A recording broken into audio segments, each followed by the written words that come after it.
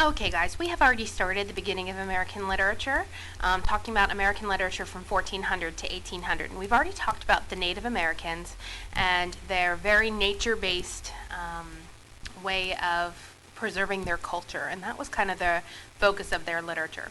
We're going to move on to the early European explorers in America, and they had a very different purpose in their writing, so very different from the first group we talked about. So the literature of the pioneers and settlers served at least two functions: entertainment and advertisement.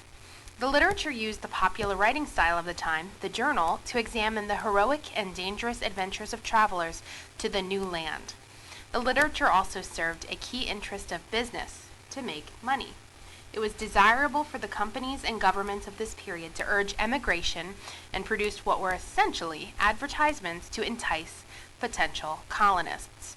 People came to America to look for resources often. We had, so many possibilities here. It was a new land. The question was, could there be gold here? Could there be, some people believe the Fountain of Youth was here and that they should come here and try to find the Fountain of Youth. Rumor has it that it's in Florida, which is funny because that's where all the old people go when they retire. But there were a lot of reasons to come here. A lot of people were paid to come here. They were paid explorers. So when they wrote, they needed to write about their experience, and they had to kind of sound tough and brave, and make it sound like they were earning their paycheck. I don't want to make it sound like it was easy peasy when they got here. Let's remember, they got here and there was nothing. They had to kind of explore from scratch.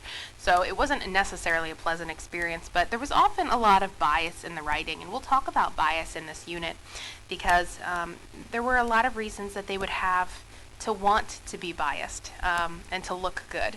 And so that is definitely a common theme in the literature, but also to say, hey, come over to America. It's got nothing, but they would say it has something worthwhile, and try to entice people there. So you often saw that in the form of journals, even sometimes pamphlets.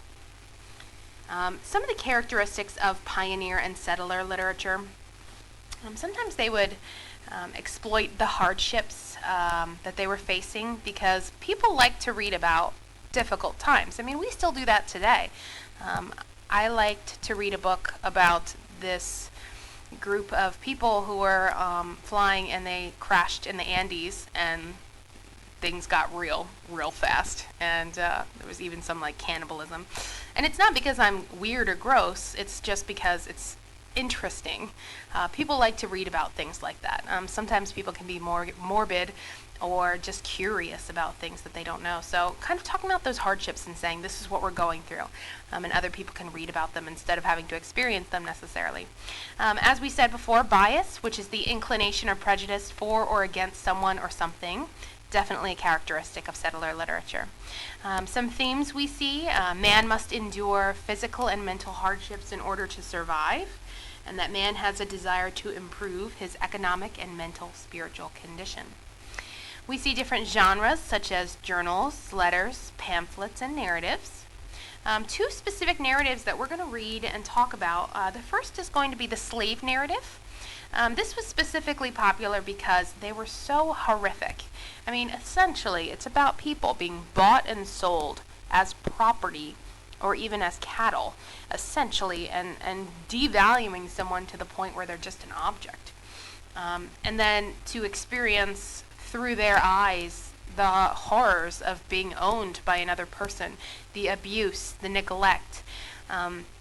Slaves were often cared for just enough to survive, but not enough to thrive. And that was very difficult. So besides the fact that you have this oppression mentally, you also have this physical neglect as well. So in slave narratives, slaves would write about the horrors of their captivity and what it was like.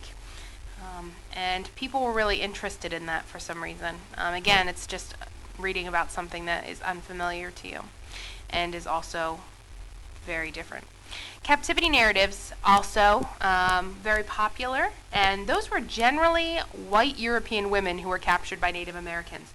Sometimes they were captured because they needed a war prize. Sometimes they were captured because they lost someone, a family member, and they needed to replace them. Sometimes it was a ransom situation, lots of different reasons they felt the need. And then we really look at their struggle, the women's struggle to assimilate into this new culture. I mean, imagine being snatched up by people who don't speak your language and don't follow your culture and seem very different than people and the world and sometimes their families were completely slaughtered in front of them, and that was very difficult, of course. So then these white European women who are very frail, fragile, and not used to being physical beings who have to carry game or who have to do hard work.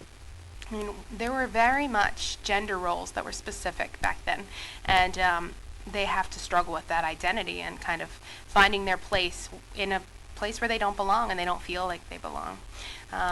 There are two captivity narratives worth looking at, and one is about Mary Jemison and the other one's Mary Rowlandson. Mary was a very popular name at the time. So that is kind of what we're looking for when we look at pioneer and settler literature, and very much looking through the literature to find that bias, to find out what is their underlying meaning and what is their purpose in writing this, and do they have some reason to make anything up. So this is a good use of bias and exploration of bias, and this is pioneer and settler literature of the early explorers in America. Thanks.